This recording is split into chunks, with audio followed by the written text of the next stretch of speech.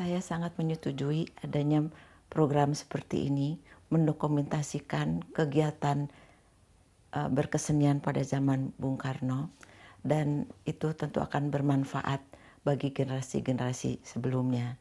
Dan juga saya sangat percaya bahwa pembuatan dokumentasi ini tidak untuk mencari untung, tetapi untuk melestarikan budaya Sunda dan budaya Indonesia pada umumnya. Saya memang anak yang paling kecil, dan sesungguhnya pada waktu zaman dulu itu, waktu masih kecil, suasana tari menari itu tidak ada di keluarga. Yang saya ingat waktu kembali dari pengungsian, kita pergi ke Garut, kemudian ke Jogja, ke Jakarta, dan kembali lagi ke sini pada tahun 48.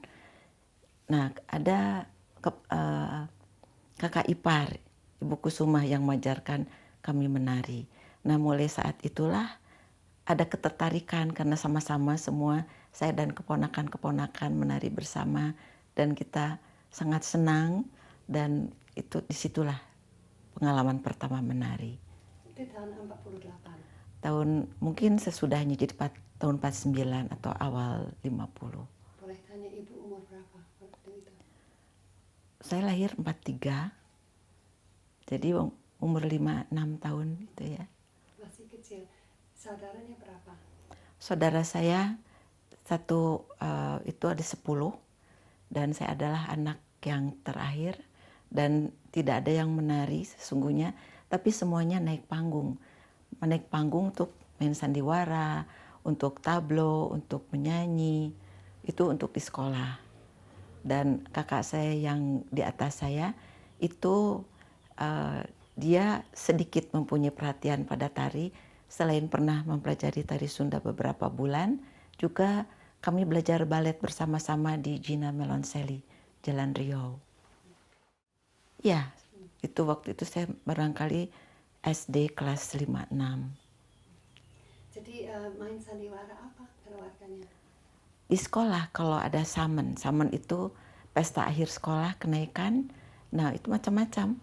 Ada yang tablo itu suatu jenis suatu adegan, lalu kemudian ada yang membacakan narasi, atau ada musik misalnya tentang perjuangan, tentang Dewi Sartika, tentang pendidikan, seperti itu. Ya, semuanya berawal dari kakak ipar itu, Ibu Kusuma.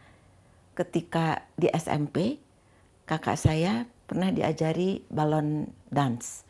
Jadi dengan lagu balon dan dengan lagu klasik gitu, kakak dan kawan-kawan SMP-nya ketika sudah kelas 3, mereka latihan di rumah. Dan kita yang kecil-kecil nonton, lalu ya ikut menari gitu. Jadi pengaruhnya semua datang dari kakak ipar. Belajar tari Sunda itu tidak langsung masuk terus lama, tapi keluar masuk. Waktu zaman kurcaci itu pandu anak-anak, saya ikut kawan dan ikut kakak. Masuk barangkali sebulan 2 bulan, keluar. Terus kakak masuk lagi, ikut lagi masuk. Sebentar kemudian keluar lagi. Nah, ketika di SMP saya melihat Pak Cece Sumantri mengajar tari di aula tempat kita senam. Saya melihat kawan-kawan semua duduk menarikan tari Dewi. Saya nonton saja karena sudah pernah mencobanya, jadi saya kurang tertarik, saya hanya melihat aja. Nah, kemudian kawan-kawan, karena yang sekelas itu banyak menari, di antaranya Ibu Indrawati Lukman, dulu Indrawati Purwo, ada Karliana, ada Tami Afandi. Nah, semuanya tiap kali, ayo Ira nari, ayo Ira nari. Lalu saya ya lama-lama ketika mereka sudah pindah ke BKI belajar menarinya, saya mulai ikut. Nah, disitulah suasana lebih menyenangkan karena banyak kawan-kawan sepermainan dari sekolah belajar menari. Sejak itu ya rajin lah belajar menari, dan ternyata pada saat itu betul-betul lebih tergugah minat menari. Karena kata ibu, saya sepanjang hari menari. Misalnya mau ke kamar mandi, saya jalan dengan gerakan tari. Terus saya ingat sekali di kelas guru mengajar, saya di kolong bangku tuh menarikan gerakan-gerakan tangan yang saya masih penasaran, saya belum kuasai. Jadi terus saya berlatih begini. Guru mengajar saya begini terus. Nah, rupanya langkah-langkah yang saya lakukan di rumah dan di kelas dan sepanjang hari itu membuat saya mampu mengejar kawan saya yang sudah setahun sebelumnya menari. Jadi dalam 4 bulan saya langsung dipagelarkan bersama-sama mereka. Tadinya juga saya pikir kok baru belajar langsung diajak menari gitu ya. Nah, sesudah besar lalu saya pikir-pikir rupanya itu latihan-latihan di rumah yang tidak resmi. Saya satu sekolah ketika SD di Santa Ursula di Jalan Merdeka. Itu sejak kelas 3 SD saya sudah satu sekolah dengan Indrawati. Lalu kemudian berlanjut ke sekolah SMP Santa Angela sama juga di Jalan Merdeka. Dan sejak itu kita terus menari bersama dan pertunjukan bersama, betul-betul kenalan dan sahabat yang satu langkah.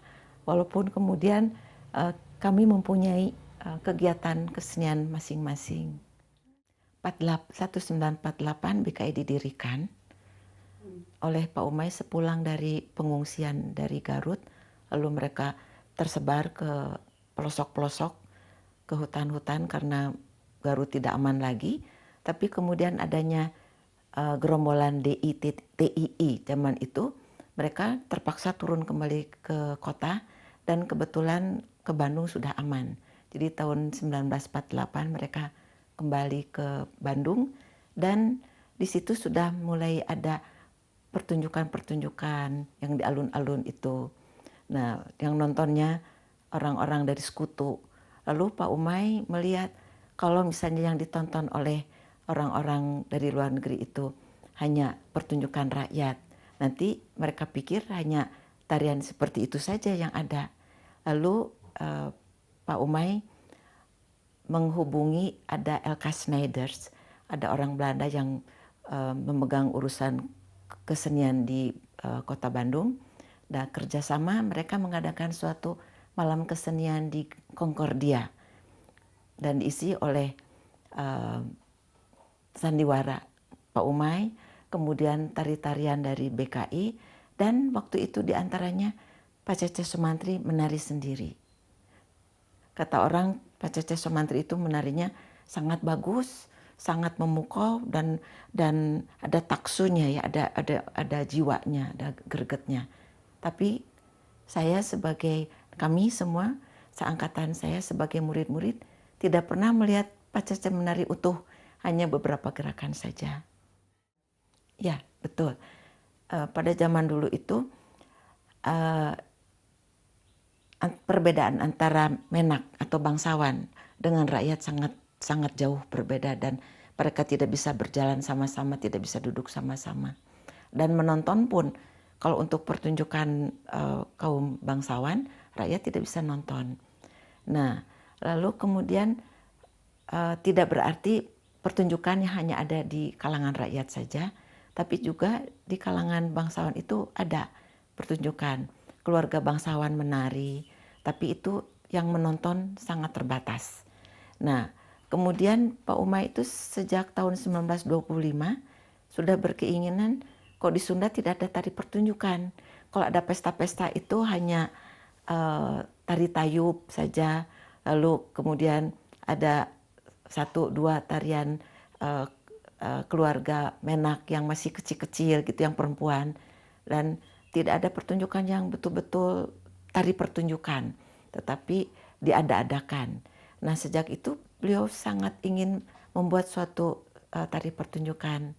Nah, hal itu baru terwujud ketika di zaman Jepang tahun 1943 sampai 1945 diadakan latihan-latihan. Pak Cece Sumantri jadi pelatihnya di Kaimin Bunkashi Dosho, itu balai penerangan tentara Jepang, dan kemudian yang belajar adalah keluarga-keluarga mereka, maka mereka adalah keluarga bangsawan, masih terbatas. Lalu kemudian pada waktu pengungsian ke Garut, Nah, di situ ada kesempatan untuk tampil, yang diantaranya Ibu Sulima, Ibu Nani Suwarni, kemudian keluarga itu yang dari 5 orang penari utama murid Pak Cece, kemudian mereka sering tampil untuk Presiden Soekarno. Dan sejak itu ketika kembali dari pengungsian, Presiden Soekarno sudah menaruh kepercayaan kepada Pak Umay, dan kemudian Pak Umay diangkat menjadi kepala Jawatan Kebudayaan Jawa Barat. Kesitulah Pak Bung Karno meminta supaya diadakan pertunjukan-pertunjukan untuk tamu-tamunya. Pada kesempatan itu, jadi Pak Umay mempunyai target pertunjukan dari pengajaran yang di BKI. Semua murid-muridnya dilatih dan sudah tidak ada bedanya lagi kalau dulu masih zaman kolonial, feodalisme masih kuat. Lalu kemudian sesudah merdeka itu kan tahun 48 sudah merdeka. Nah, itu perbedaan antara aristokrat dan rakyat itu sudah cair dan semua boleh belajar di BKI. Dan sejak itu tidak hanya kaum menak saja, tapi juga semua murid-murid dari berbagai kalangan, kalau kelihatan sudah bagus menariknya, ditampilkan oleh Pak Umay. Itu kita kembali ke zaman kolonial. Lalu pada masa itu yang menari adalah bangsawan-bangsawan pria pada acara tayuban, pesta nayub dengan ibing tayubnya. Lalu kemudian yang wanita kalau sudah ada pesta begitu, yang misalnya dalam suatu acara pertunjukan, mula-mula yang ditampilkan anak-anak kecil. Walaupun keluarga bangsawan, tapi semua yang menari itu perempuan yang kecil-kecil sampai usia 12 tahun. Lebih dari 12 tahun sudah nggak boleh nari lagi. Mereka tari badaya, tari serimpi, tari wayang, apa saja yang ditampilkan. Jadi ya mesti lucu-lucu seperti itu. Nah, sesudah selesai makan, nah kemudian mulai dengan tayuban. Semua istri-istri pulang atau pindah ke ruangan lain, tapi biasanya pulang. Mulailah acara tayuban itu. Tayuban semuanya laki-laki menari dengan yang tadinya gayanya bebas. Kemudian sesudah ada pengaruh dari guru topeng Cirebon, gerak tarinya menjadi lebih bagus. Karena sudah jadi bagus itu, masing-masing penari laki-laki akan boleh tampil sendiri dengan improvisasi sendiri, tapi mengikuti irama dan karakter lagunya. Dan mereka boleh menari sepanjang apapun. Tetapi tidak hanya dia saja sendiri. Penonton yang lain pun boleh ikut masuk dengan meminta izin dulu. Meminta izin, boleh masuk, lalu semuanya menari bersama-sama dengan gayanya sendiri-sendiri. Jadi tidak ada satu gaya yang di tari tayub itu. Semua boleh berimprovisasi. Nah, pada waktu itu seolah-olah panggung tari dikuasai oleh laki-laki. Pak Cece pun adalah penari laki-laki yang sangat hebat. Dia adalah penari tayub, penari topeng, menguasai tari topeng, penari wayang, ahli pencak, dan segala jenis tari itu sudah ada dalam dirinya. Dan karena demikian, guru tari perempuan itu tidak ada. Jadi yang bisa itu adalah laki-laki. Dan Pak Umay melihat bakat yang besar sekali dalam diri Pak Cece. Kata Pak Umay, semua gerakan yang dilakukan Pak Cece itu sangat bagus. Jadi beliau mengangkat Pak Cece untuk mengajar keluarganya yang tadinya kalangan kecil itu, kalangan keluarga bangsawan yang ada putrinya, ada putranya.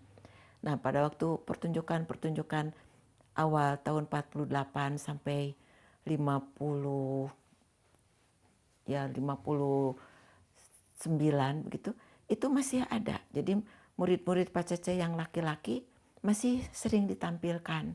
Yang misalnya ada Didah Hasanuddin, ada Tubagus Maktal, dan kita yang wanita-wanita lebih banyak pertunjukannya. Tapi lama-lama entah karena apa, entah karena mereka sudah menjadi mahasiswa, lalu kemudian sibuk, atau permintaan dari penonton bahwa yang diminta adalah tarian wanita, jadi seolah-olah tersingkir, jadi wanita yang menguasai panggung. Tapi itu tidak lama juga, karena kalau saya melihat kelanjutannya kemudian, pada zaman sampai tahun 70 itu memang tarian pacece, tarian wanita masih sangat kuat, tetapi kemudian sesudah ada STSI, ASTI atau KORI, Konservatori Tari dan Akademi Seni Tari, di situ murid-murid laki mulai masuk, jadi laki-laki mulai belajar menari lagi. Suasananya sangat enak, sangat. Kami tinggal di Jalan Banjaran. Jalan Banjaran itu jalan yang menuju keluar kota. Kemudian berganti, mula-mula Jalan Kebun Kelapa, kemudian berganti menjadi Jalan Banjaran, lalu berganti menjadi Jalan Muhammad Toha sekarang. Tapi bukan yang ujungnya, tapi di awal yang itu. Nah, waktu itu Bandung masih sangat dingin. Tiap pagi kami sering melihat turunnya kabut. Lalu kemudian sepanjang jalan di Jalan Kebun Kelapa itu banyak sekali pohon tanjung. Dan kalau pagi-pagi jalan raya itu putih, harum sekali. Aduh, sangat enak. Dan kita melihat itu, lalu ibu mengajarkan kepada kami, kamu kirim kepada guru. Lalu mengambil batang padi gitu, lalu batang rumput, dan kita susun sampai sekolah, kita kasihkan ke guru karena begitu harum. Nah, kalau liburan, ibu suka mengajak kita naik keretek. Keretek itu semacam andong tapi yang pendek, dan itu kita ke arah Dago. Saya masih ingat Jalan Dago yang sekarang lebar itu dahulu dibagi 3. Jadi di pinggir-pinggirnya ada tanah lagi gitu ya, pinggirnya kira-kira hanya untuk orang jalan, kemudian ada tanah dan ada pohon-pohon besar. Baru di tengahnya jalan raya yang besar. Dan itu sangat rindang sekali seperti itu. Lalu kita juga suka piknik ke kebun binatang. Kebun binatang dengan bunga-bunganya, dengan lapangan rumputnya yang sangat rapi pada waktu itu, sangat senang sekali. Dan ada taman juga, Taman Essermans Park di depan ITB, atau kita pergi ke Ciumuleit. Sekarang saya tinggal di Ciumuleit. Dahulu Ciumuleit tidak banyak rumah seperti ini, masih lebih banyak hutan cemara. Dan kita jalan sangat menyenangkan tahun itu. Yang saya ingat pada waktu itu, kan masih kecil ya, tahun 55 tuh umur berapa ya? Umur 12 saya. Umur 12. Dan tiba-tiba kok banyak sekali kain-kain gitu ya, nanti yang menjadi hiasan di sepanjang jalan, banyak sekali. Kemudian jalan-jalan dijaga, lalu kita baca di koran ada konferensi Asia Afrika. Dan pada waktu itu penjagaan tamu-tamu negara dan juga Presiden Soekarno tidak seketat sekarang. Jadi Presiden Soekarno itu kalau lewat ya ada foreigners, ada yang itu, lalu lewat saja seperti itu. Dan sering lewat juga di depan rumah saya di Kebun Kelapa itu, dan saya suka lihat Presiden Soekarno lewat gitu. Nah, ketika ada tamu dari Asia Afrika kena konferensi itu, pulang sekolah, hampir setiap pulang sekolah kami ikut berjajar. Jadi sekitar jam 1-an begitu, kami berjajar di Jalan Asia Afrika menunggu mereka sesudah selesai makan berjalan ke Concordia. Dan kami selalu siap dengan block note atau kertas itu.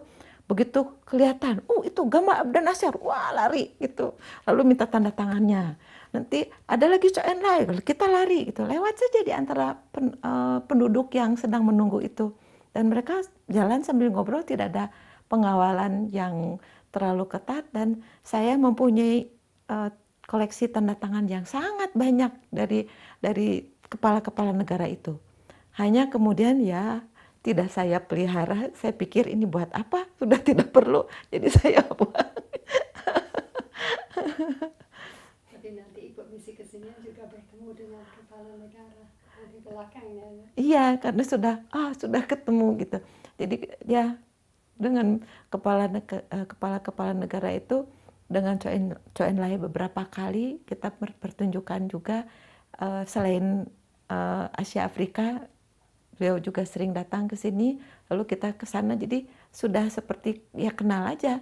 Apalagi dengan Ratu Sirikit itu sangat sering, saya kira saya sampai 5 kali pertunjukan untuk beliau ya, baik di sini baik di Thailand. Sampai kalau curtain call Ratu Sirikit menyalami kita, bilang pada saya, oh it's you.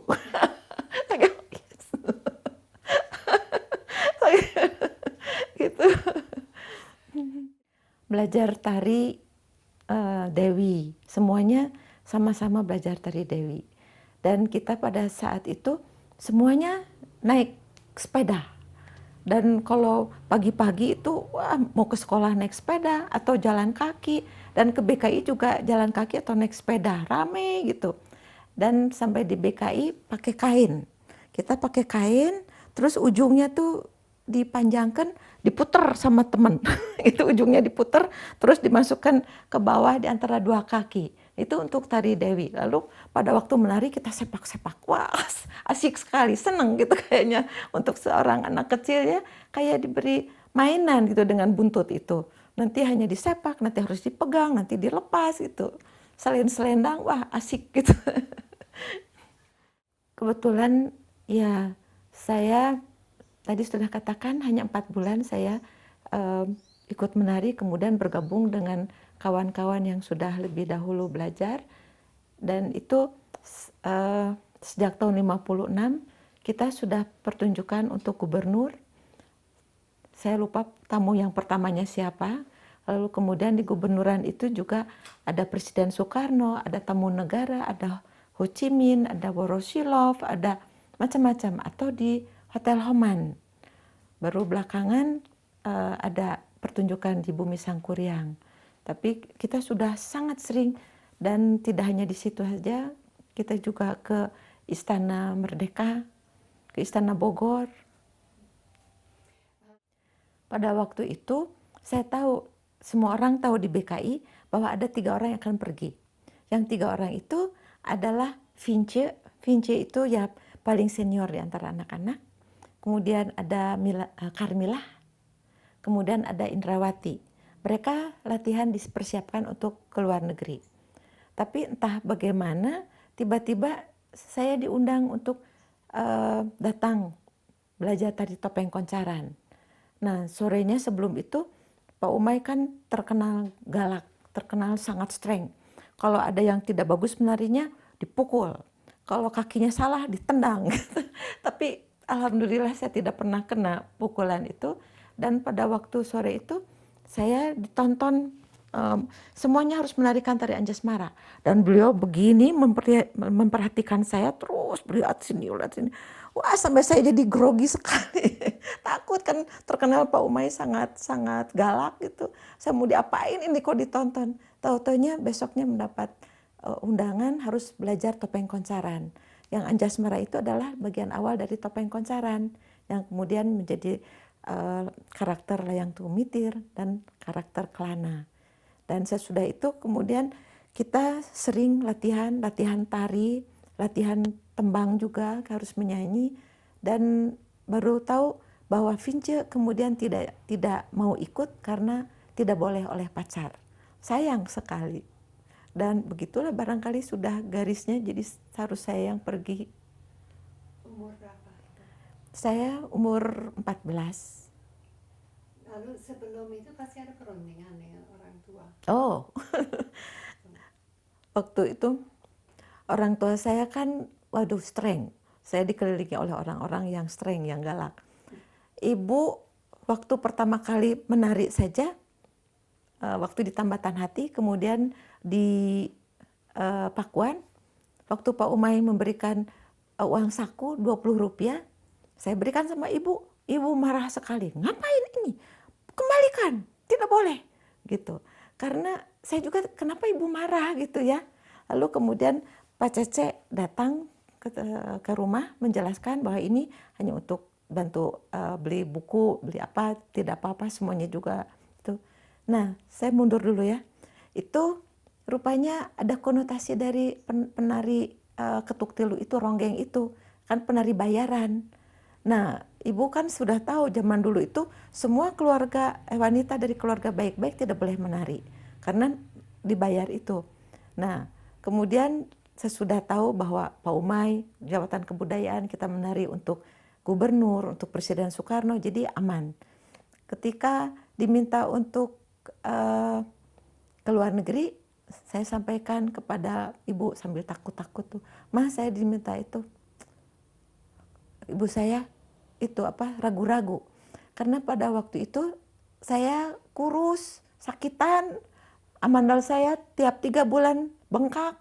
Lalu tiap 3 bulan ke dokter Erwin disuntik streptomycin antibiotik. Jadi ibu saya gimana gitu ya, dia melihat dua sisi, yang satu ya kesian gitu, yang satu kesehatan. Lalu minta kepada berunding dengan kakak, bagaimana ini adik kamu diajak untuk 3 bulan ke sana. Lalu kakak bilang, kita kan tidak akan mungkin membiayai dia ke sana, biarkanlah dia pergi. Jadi sesudah itu ya saya diizinkan latihan penuh dan berangkat. Sekolahnya bagaimana selama di sana? Sekolah ya karena diminta oleh negara ya tidak ada masalah. Dan kalau di sekolah kebetulan walaupun sering pergi, saya tidak pernah tinggal kelas. Karena apa? Karena kalau pertunjukan kan ada guilty feeling. Kita pertunjukan besok ulangan. Nah, saya selalu membawa buku pelajaran. Sesudah dandan, orang lain ngobrol, saya baca, saya belajar. Selalu belajar, jadi nggak pernah tinggal kelas. Terus begitu. Supaya boleh sama ibu penari terus. Kalau tinggal kelas kan nanti nggak boleh. Sesudah dipersiapkan di Bandung, kemudian Pak Umay tidak hanya mempersiapkan kita dengan tariannya saja, tapi juga kita diberi koper yang sama. Koper yang sama, sendal yang sama gitu. Lalu kita berangkat. Hanya pakaian pada waktu itu kalau tidak salah, saya lupa lagi, tidak sama dari masing-masing keluarga. Sampai di Jakarta, kami bertemu dengan rombongan dari daerah lain itu hanya 1 sore saja, yaitu di Pegangsaan Timur nomor 56 di Gedung Proklamasi. Dan di sana saya melihat ada gamelan Jawa, kemudian ada pengenang Sunda, mereka latihan sama-sama dan kita kupingnya wah ini bagaimana gitu karena bunyinya tidak biasa gitu ya, tapi ya kita bertekad kita ikuti saja kendang karena akan dibilang kita dengarkan kendang saja gitu. Dan itu hanya 1 kali saja, lalu kita latihan mencocokkan tarian-tarian yang akan dibawa, semua tarian dari Sunda, kemudian juga kita menonton semua tarian yang dari Jawa, dan pada waktu itu juga ada yang dari Sumatera, tari Melayu. Jadi yang 57 nggak ada training center? Tidak ada training center. Kalau tidak salah itu langsung ke besoknya kita berangkat. Jadi hanya 1 kali saja. Kita berangkat ke Praha, naik Garuda. Garuda dengan baling-baling itu kan lama sekali, kalau tidak salah sampai 2-3 hari sampai ke Cekoslovakia. Dan pesawat itu kan gitu. Kalau kita transit misalnya di Bangkok lalu transit tempat lain lagi, kalau mandi itu sampai air yang turun di badan tuh tapi ya kita lakoni saja, senang karena ya kebetulan kita bertiga yang dari Bandung itu kita tidak merasa sulit beradaptasi dengan keadaan yang baru dan juga dengan makanan. Kita makan saja apa yang ada, Kecuali pada waktu itu karena saya sakit amandel, tidak boleh makan es. Es krim saya tidak makan.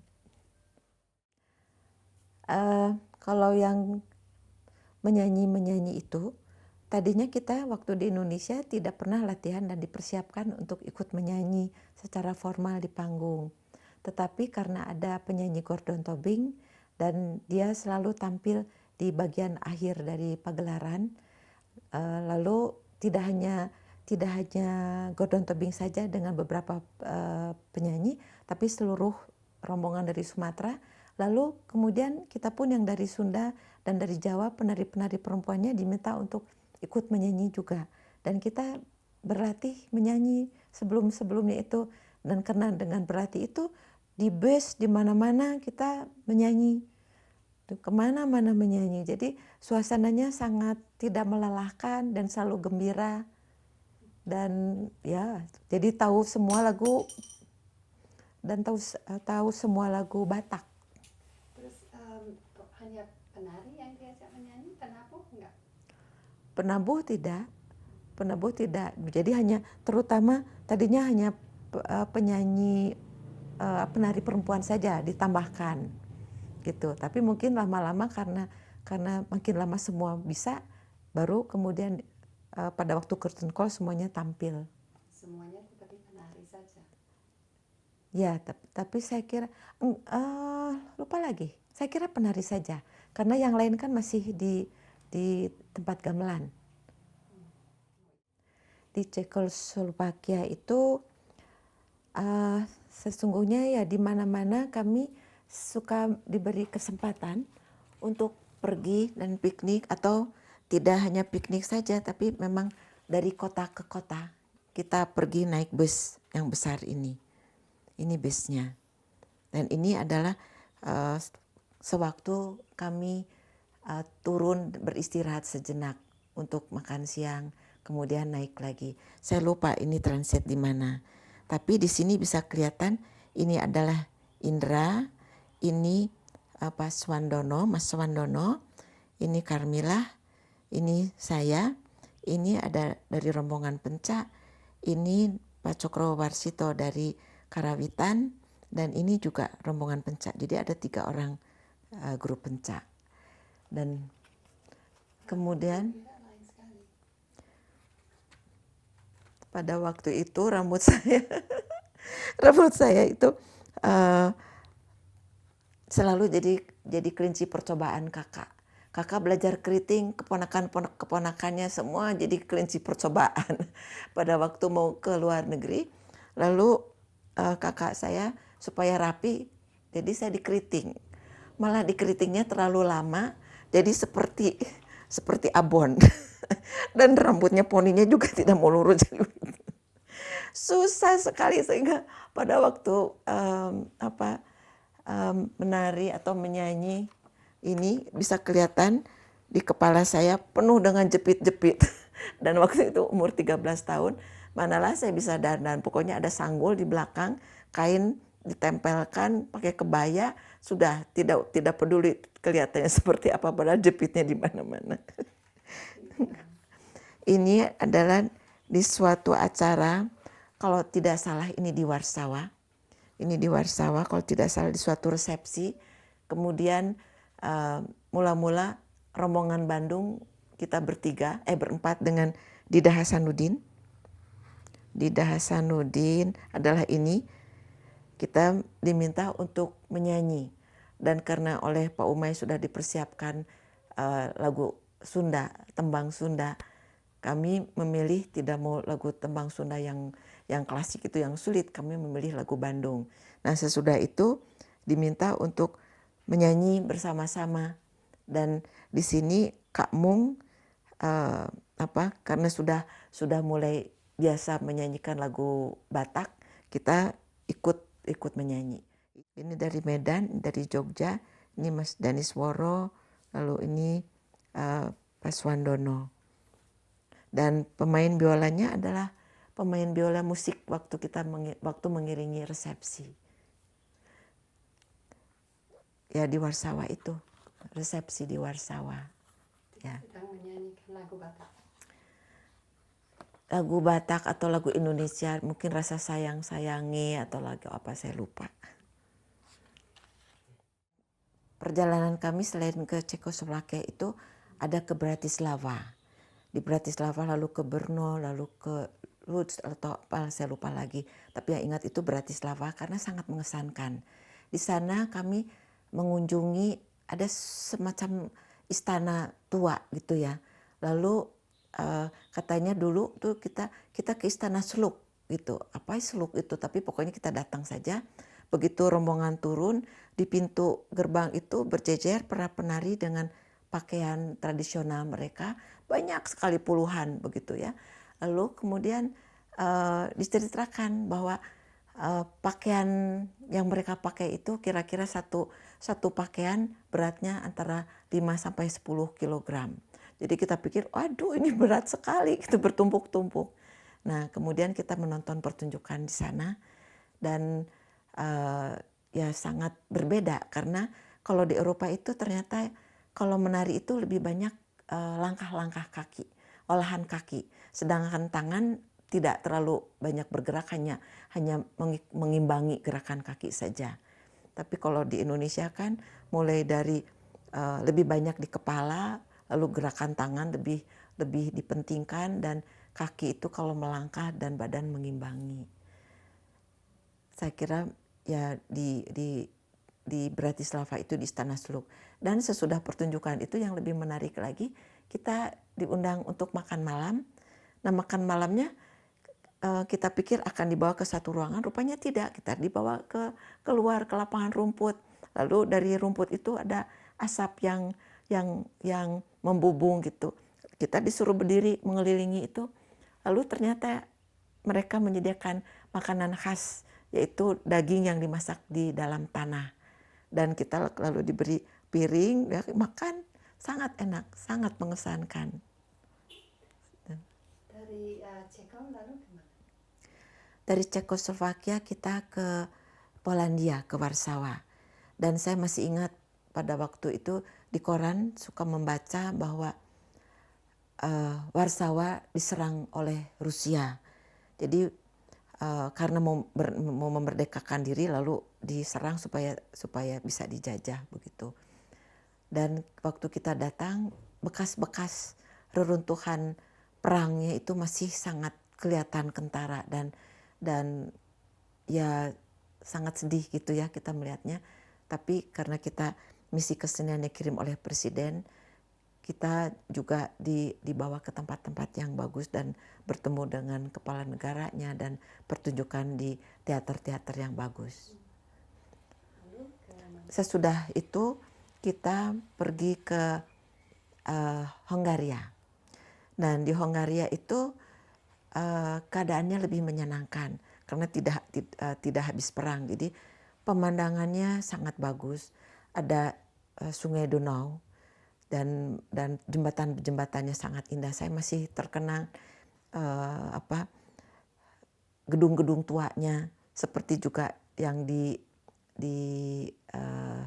Praha itu patung-patungnya kan besar, patung besar yang menjadi tiang menjaga gedung. Nah kalau yang di Budapest itu lebih rasanya lebih beragam dan bagus sekali. Dan yang saya paling ingat ada suatu resepsi waktu kita mau pamit mau pergi ke Rusia, suatu resepsi yang diadakan di gedung parlemen. Gedung parlemen itu luar biasa bagusnya. Saya melihat ada tiang-tiangnya besar, lalu rasanya tuh penuh ukiran ornamennya itu sedikit mirip ornamen Mesir gitu ya. Dan wah indah sekali semuanya. Senang sekali. Jadi ya di Budapest itu kebetulan alamnya bagus, gedung-gedungnya bagus dan saya lupa menari di mana. Lalu kemudian dari situ kami ke Rusia dan di Rusia ya yang paling mengesankan adalah ketika kami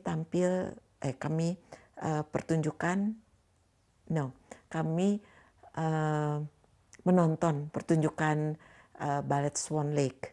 Dan Ballet Swan Lake itu ini adalah suatu acara di mana kawan-kawan lain memakai pakaian daerah, lalu ini adalah Gordon Tobing, ini Carmilla pakai pakaian daerah. Saya tidak memakai kebaya karena saya tidak enak badan, sakit. Tadinya saya tidak mau ikut, tapi dipaksa harus ikut. Dan untunglah saya ikut karena kemudian kami menonton balet Swan Lake di Stanislavski dan Nemirovich dan Chensko Theater di Moskow.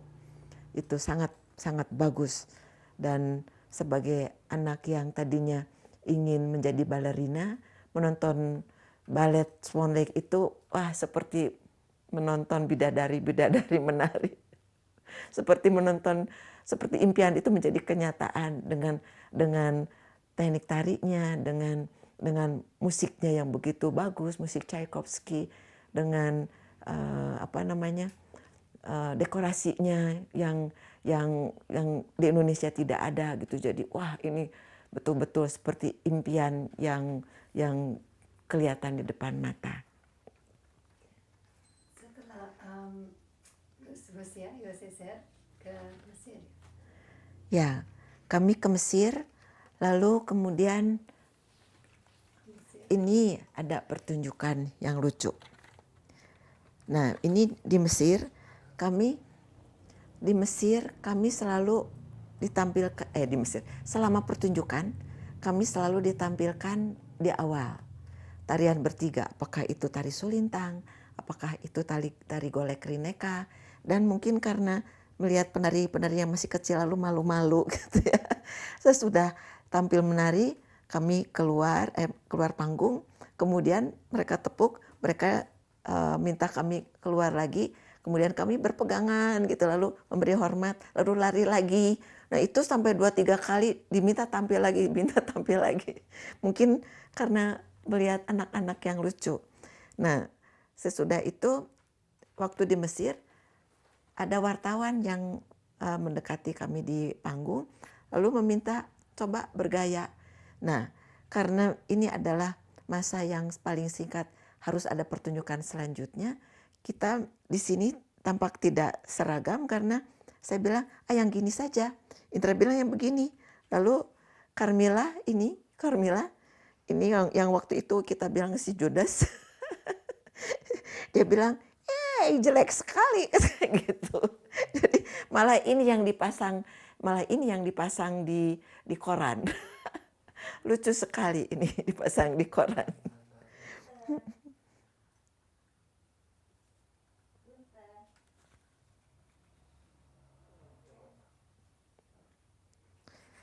Lalu yang ini adalah foto ketika baru beberapa kali kita menari di Praha. Ini juga adegan yang dicuri oleh juru potret. Kita sedang mempersiapkan diri untuk tampil. Saya sedang menghafalkan urutan tari dengan posisinya. Sesudah itu begini gitu. Lalu Indra tuh kedinginan, dingin gitu. Dan rupanya inilah foto ini yang diambil dan dipasang di koran juga di Cekoslovakia. Setelah itu saya tahun 61 ke RRC, itu dengan rombongan dari Jogja. Kemudian kalau tidak salah dari Jogja saja ya. Kalau tidak salah sesudah 57, tahun 61 saya ke Korea dan ke RRC. Kemudian tahun 62 ke Bangkok. Terus kemudian 63 juga ada 2 kali ke Bangkok. Lalu 64 ke New York World Fair dan Perancis dan Belanda. Lalu kemudian tahun 65 awal itu ada juga ke Bangkok lagi. Dan yang terakhir tahun 65 ke Cina, Jepang dan Korea Utara. Pada tahun 61 itu ke RRC dan Korea Utara. Dan rombongan yang lain yang berangkat bersama-sama, seingat saya adalah rombongan dari Jogja dan Solo, karena ada Ibu Edis Deowati, ada Mas Bagong, lalu kemudian ada rombongan dari Maluku, ada Ibu Ina Lokolo yang pemimpin rombongan dengan penari-penarinya, dan saya sangat ingat pemain gitarnya tuh Bram yang suaranya sangat bagus. Dan kemudian ada juga kalau tidak salah ada satu penari dari Palembang. Nah, dalam perjalanan itu saya diminta untuk membantu rombongan Maluku karena penarinya hanya 2. Dan mulai disitulah ikut belajar menarikan tari daerah lain. Dan karena tari Maluku itu lebih santai daripada tari Sunda klasik yang harus dari kaki ke tangan segala macam, semua koordinasi harus sesuai sama gamelan, kemudian juga dengan pola lantai, jadi sibuk sekali. Tapi kalau tari Keku Sagu itu ada melihat ke atas, melihat ke bawah, jadi sempat memperhatikan panggung, melihat lampu, kemudian ada yang ke samping, melihat kawan-kawan dan lampu yang di samping.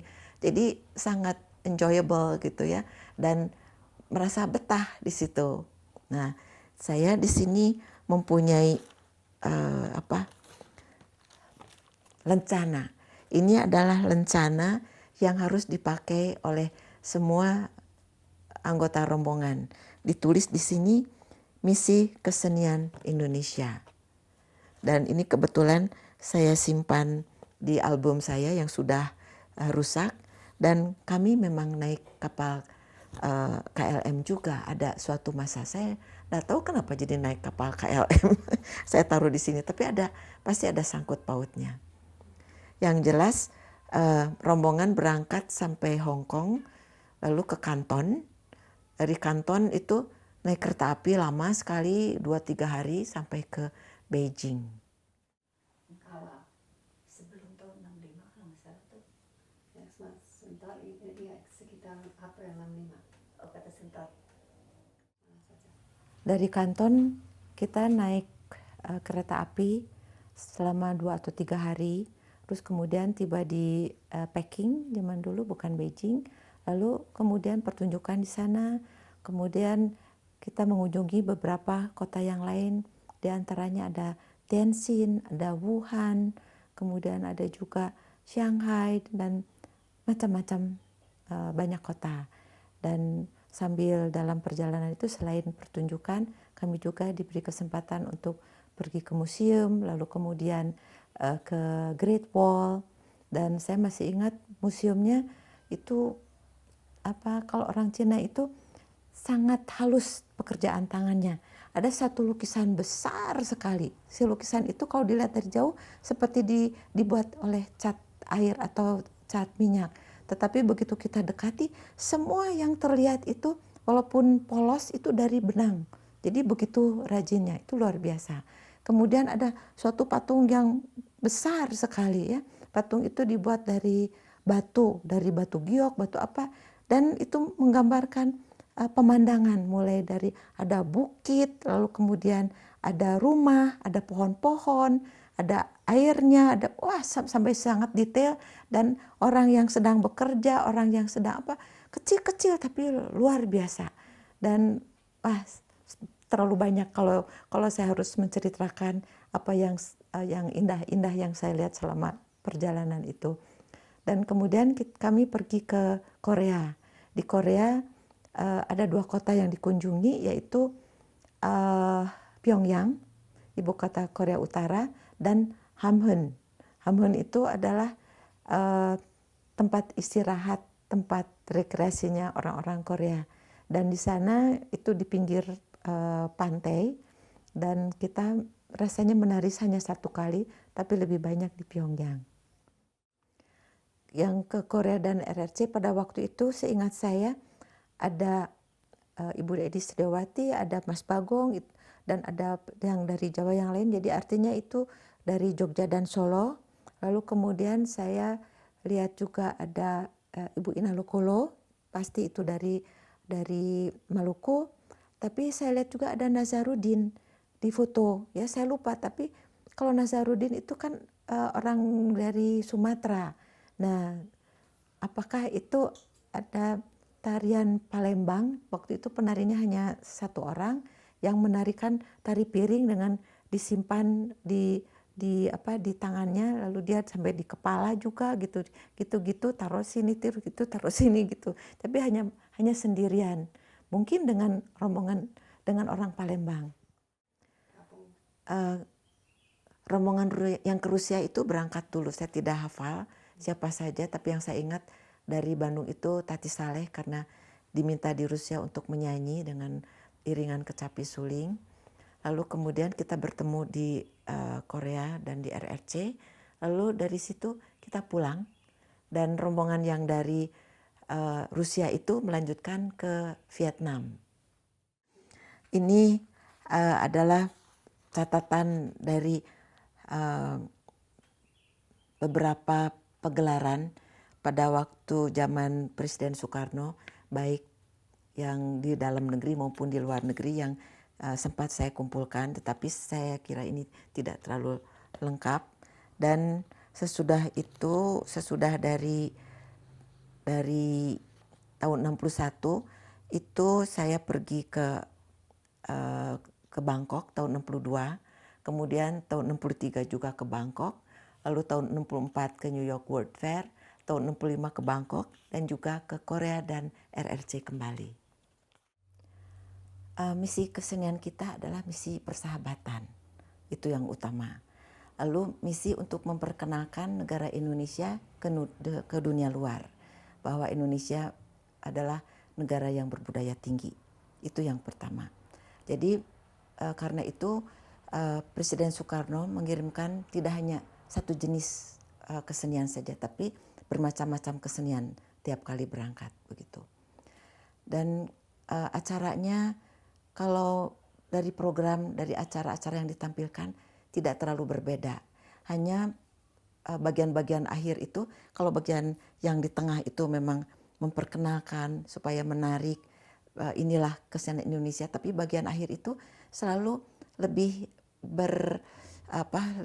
berisi untuk menarik minat mereka. Tidak hanya untuk menonton dan mengagumi kesenian kita saja, tapi kemudian kita pancing dengan lagu-lagu yang biasa mereka mereka nyanyikan juga. Misalnya di Ceko kita sempat menyanyikan juga ada lagu Tansui Tansui gitu ya. Jadi selain lagu Batak dan lagu Indonesia, mereka juga jadi ada itu. Nah, itu selalu diulang di tiap negara.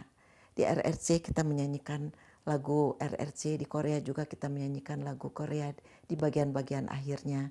Dan pada waktu curtain call itu pembesar-pembesar yang hadir selalu naik ke atas, dan sebelumnya ada karangan bunga yang besar sekali, mungkin 1,5 meter, dan itu sehingga penari-penari kadang-kadang hanya kelihatan kepalanya saja, saking besarnya, digotong sama 4 orang, ditaruh di tengah, lalu pembesar-pembesar memberikan salam, dan kepala-kepala rombongan dan perwakilan dengan duta besarnya juga kemudian, jadi kelihatan bersama dengan penari.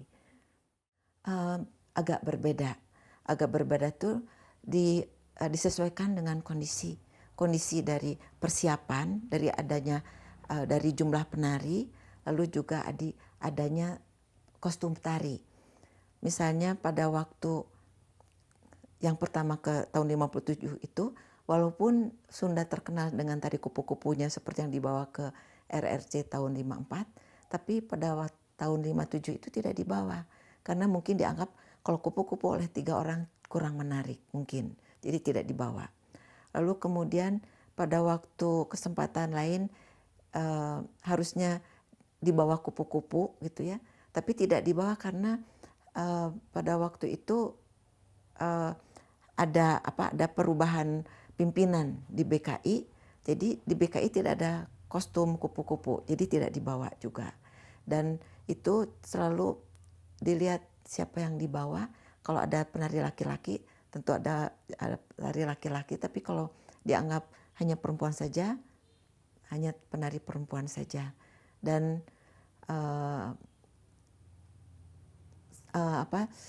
kondisi panggung itu juga menentukan. Misalnya pada waktu di New York Fair, di restoran itu panggungnya kecil, lalu kemudian kita menari bermacam-macam tarian. Saya sebagai penari topeng koncaran selalu menarikan topeng koncaran, Indra tari kandagan. Tapi pada waktu kita ke Eropa, ke Perancis dan ke Belanda, panggungnya begitu besar. Kalau tari topeng koncaran kan dimensi orangnya tidak menjadi besar. Lalu kalau kandagan itu dengan selendangnya yang bisa dilempar ke sana ke sini, jadi lebih menguasai ruang. Jadi tarian itu yang diminta oleh kepala rombongan untuk saya bawakan. Jadi di luar negeri itulah saya pertama kali membawakan tari kandagan. Jadi selalu dilihat seperti itu. Disesuaikan dengan situasi, kondisi dan ya siapa yang menonton juga. Biasanya tidak terlalu banyak berbeda karena tiap daerah mempunyai materi unggulannya sendiri-sendiri. Dan itu biasanya kalau sudah tampil tiap kali ketemu itu selalu diperbaiki gitu. Mungkin bisa diperlihatkan contoh. Nah, ini adalah contoh dari buku acara yang dibuat di RR di Jepang. Ini pertunjukan di Jepang. Ini ada tari Gatotkaca dan Boma Nara Kasura. Kemudian ini ada tari pendet dan ini penabuh seluruh penabuh Jawa dan Sunda juga bersatu di situ. Kemudian ini adalah tari Suraningpati yang ini mungkin bedanya. Pada tahun 65 itu diminta oleh Pak Priyono untuk menampilkan tari yang bersifat heroik, karena tidak ada tarian yang ada perperangannya pada waktu itu. Lalu saya dari Greni membuat tarian yang diperbanyak jadi 5 orang dan lebih koreografi dengan menggunakan krisnya lebih ditingkatkan. Dan ini adalah tarian kalau tidak salah tari giring-giring dari Kalimantan Timur. Dan di sini ada penyanyi Evelyn Chiao. Dia adalah bintang radio yang Evelyn Chiao dengan pemain akordeon dan Elite yang main piano. Ini itu menurut itu. Nah, ini juga tari Sumatera Ragam Andalas yang dibawa tahun 65. Iya, dikasih kepada penonton dan kebetulan ada penabuh yang menyimpannya dan saya diberi oleh penabuh itu. Setiap misi ada buku program seperti itu? Saya kira ada, ya. Dan kebetulan yang terakhir tahun 65 itu saya mempunyai semuanya. Dan sebelum-sebelumnya mungkin tidak ya, karena tidak pernah lihat. Saya melihat sekolah seni itu di 3 negara. Yang pertama di Rusia, di Moskow. Kita mengunjungi suatu sekolah seni, sekolah balet. Lalu kita mendatangi kelas-kelas dan melihat bagaimana mereka itu dilatih dan dipersiapkan. Lalu kemudian yang kedua di Korea Utara, di Pyongyang, itu ke sekolah seni juga, ke kelas tarinya. Kita melihat bagaimana awal-awal dari mulai pemula belajar menari. Lalu kemudian pada kesempatan itu juga ada suatu sore hari yang lain kita diberi kesempatan untuk saling tukar belajar mengajar tari. Saya mempelajari ada tari Putri Teratai gitu karena dia sangat bagus menarinya. Saya ingin belajar tari itu, saya belajar itu. Lalu kemudian di Bangkok. Di Bangkok kami datang ke, kalau nggak salah namanya Royal Dance Academy, kalau nggak salah. Dan di situ lain lagi cara-caranya. Kalau di Korea dimulai dengan nafas awalnya itu. Kalau di balet dengan sikap-sikap kakinya, lalu kemudian itu pelatihan kaki yang dengan badannya dengan memegang bar kayu itu. Lalu kemudian kalau di Bangkok itu untuk para pemula si tangannya itu dilatih paksa untuk menjadi melengkung seperti begini. Dan itu dipelengkungkan sendiri atau didorong-dorong seperti gitu. Dan sikap kakinya yang merendah dan terbuka lebar itu dilatih, dibantu oleh kawannya, seseorang bersandar dan kakinya didorong, kawannya duduk, dia bersandar dan rengkuh gitu, kakinya ditekuk banyak dan kakinya lututnya didorong oleh kaki kawannya gitu. Dan saya melihat itu suatu latihan-latihan yang memaksa badan untuk melakukan suatu gerakan yang tidak biasa, sama seperti balet, sehingga dapat mengangkat kaki tinggi, arabesque segala macam. Dan kalau untuk saya balet itu lebih akrab karena dahulu pernah mempelajarinya hanya beberapa bulan. Nah seperti itu. Dan ketika kemudian tahun 60 saya dihadapkan pada suatu kelas waktu itu grup Vihatikara di aula Universitas Pajajaran di Bandung. Muridnya 100 lebih, banyak sekali. Saya bingung ini mau diapakan gitu muridnya. Kalau misalnya seperti caranya guru saya, ada yang menari di depan, yang lainnya semua ikut sebisa-bisanya, semua ikut tanpa ada teori, tanpa ada penjelasan. Saya pikir wah ini nggak bisa. Saya ingat pengalaman saya belajar balet, saya melihat apa yang di balet itu tidak langsung tari, tapi sesuatu yang sangat mendasar. Jadi saya pada waktu saat itu belum terpikir yang dasar, tapi ini harus dihitung. Dari satu gerak ini, misalnya ukel itu, ini tidak bisa ukel. Nah, kemudian ya, tiba-tiba saja bahwa ukel ini harus dibagi 8. Saya cari sendiri. Pada 1, 2, 3, 4. Oh iya, jadi 1, 2, 3, 4 gitu. Itu pada saat itu saja ketemu itu. Nah, jadi semua gerakan-gerakan itu kemudian dibagi-bagi dalam 8 hitungan. Dan orang-orang bilang kalau penari cuma bisa ngitungnya sampai 8. Semuanya sampai 8. Jadi ini juga dampak dari pengalaman di luar negeri. Dampak dari pengalaman di luar negeri dan dampak pengalaman sendiri dalam 4 bulan bisa menyusul kawan-kawan. Yaitu karena latihan terus-terusan tiap hari. Kalau penonton ya rata-rata semuanya tepukannya keras. Tepukannya keras, yang ada yang minta bolak-balik gitu ya, bis, tapi kita ya nggak bisa narikan waktunya itu. Kadang-kadang ya boleh juga menari di awal, terus kemudian di-cut, kita selesai gitu. Kemudian kalau misalnya bukan di suatu auditorium pertunjukan yang besar gitu ya, gedung konser yang besar, itu seperti di restoran di Pavilion Indonesia, dengan penonton itu sangat dekat gitu ya. Dan ada seorang pelayan wanita orang Amerika, dia sangat senang sekali kupu-kupu. Jadi kalau ada tari kupu-kupu dia pasti nonton begitu. Dan dia mengatakannya selalu berlinang air mata kalau menonton tari kupu-kupu. Jadi kami baru mengetahuinya pada saat kita pertunjukan terakhir. Nah, karena begitu dekat jadi mungkin sangat akrab gitu ya kita, apalagi yang menyanyi. Kan di New York Fair itu ada yang nyanyi keroncong, ada yang apa, dan kalau yang nari ya kalau tari Sunda, tari klasik kan Jawa juga kan tidak boleh senyum-senyum ke penonton, tapi kita menari dan tersenyum untuk tariannya sendiri. Nah, si pelayan ini dia sampai memegang gitu, aduh saya tidak melihat tari kupu-kupu lagi, saya juga heran kenapa gitu. Ya itu dia tiap kali menonton dan selalu terharu. Bedanya,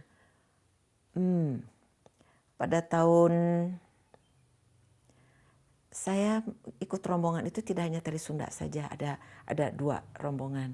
Yang satu tari klasik, jadi rombongannya Pak Cece gitu ya, Cece Somantri, tapi juga ada satu rombongan yang namanya Vihatikara, di mana keinginan saya untuk bergerak yang lain, tari balet saya, tari Sumatera saya, dan tari yang lain-lain saya bisa dikeluarkan di situ.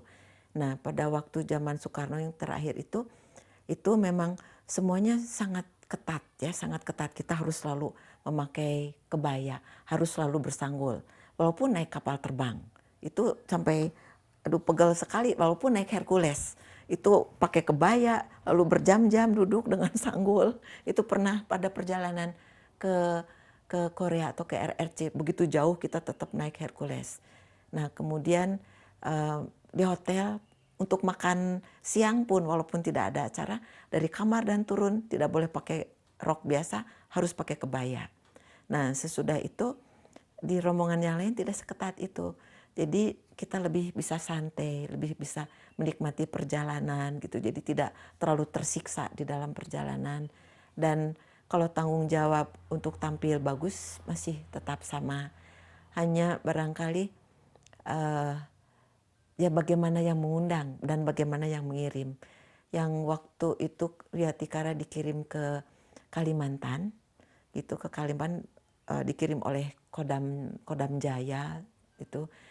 Mungkin pada saat itu ada ada sesuatu yang tidak yang ada ketegangan antara Malaysia dan Indonesia. Jadi kita datang ke sana untuk menghibur masyarakat Indonesia yang begitu terpisah.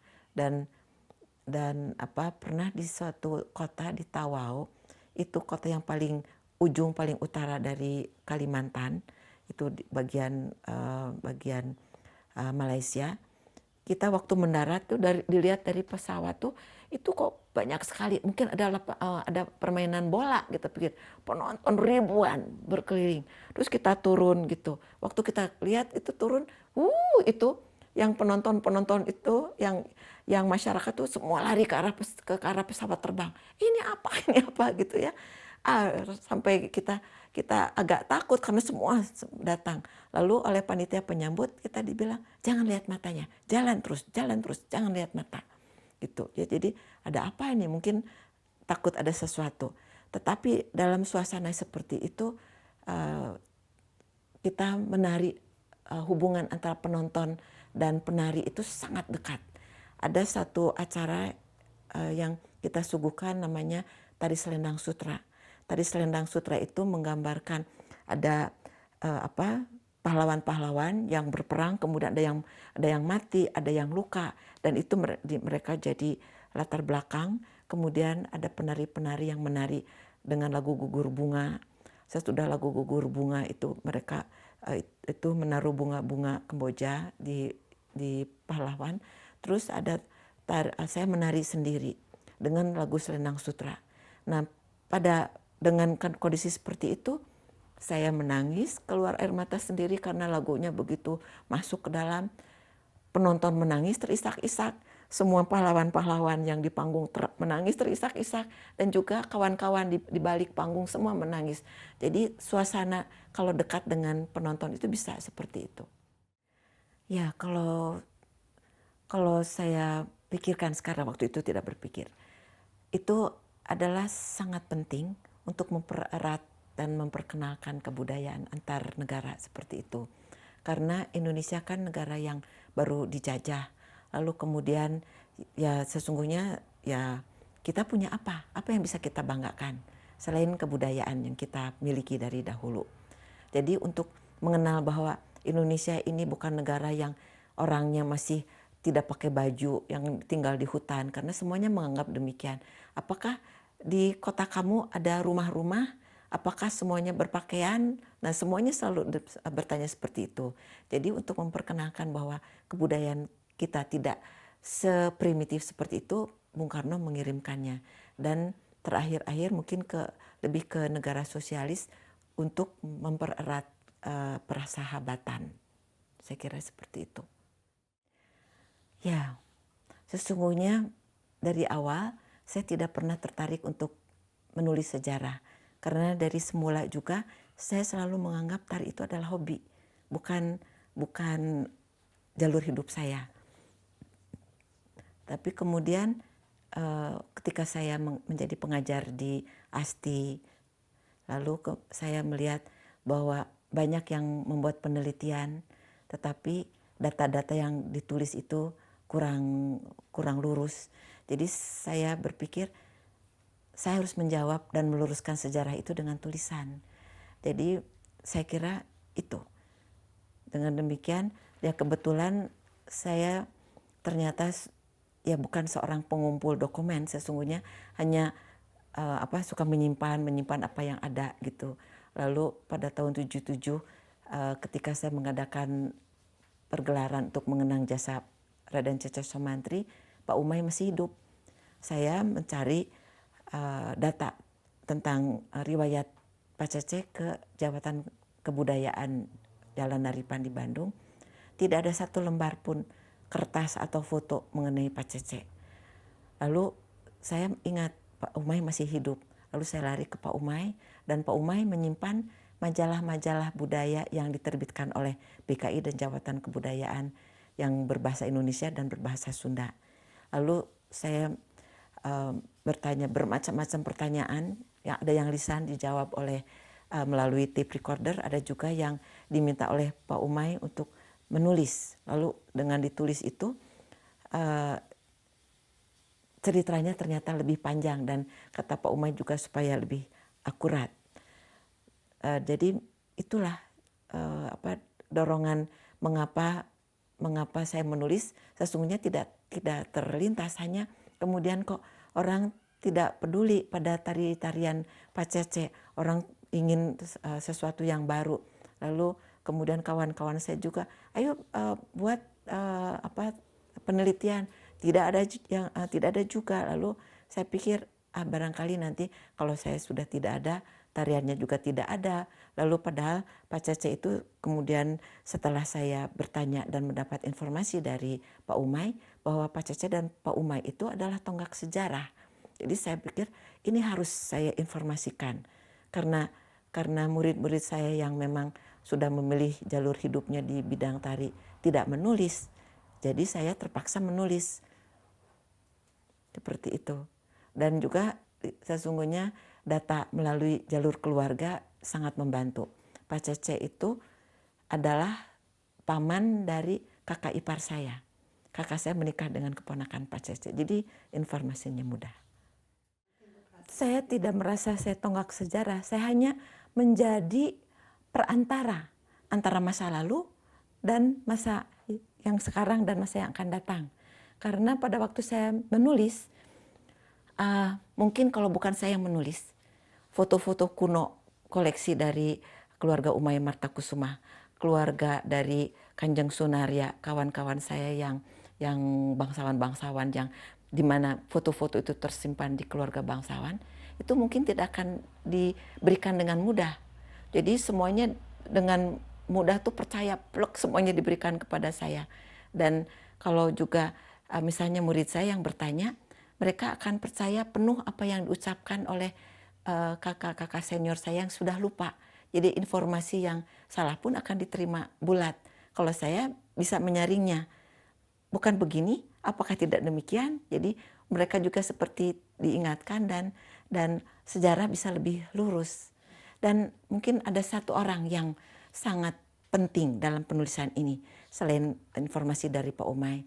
Ada yang namanya Dedi Jamhur Tanu Atmaja.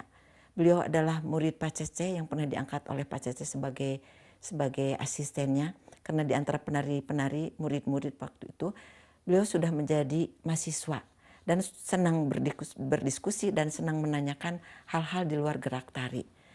Ketika beliau kembali ke Bandung sesudah sekian puluh tahun bekerja di Banten, informasi dari beliau sangat banyak. Jadi sesungguhnya apa yang tertulis di sini adalah informasi dari kakak-kakak senior itu. Tidak semuanya dari saya. Saya katakan saya hanya juru tulis. Pak Umay menulis demikian. Kakak ini menulis demikian. Lalu Kang Dedi menulis demikian. Saya hanya menulis saja dan menyusunnya menjadi suatu buku yang bisa dimengerti oleh adik-adik generasi saya.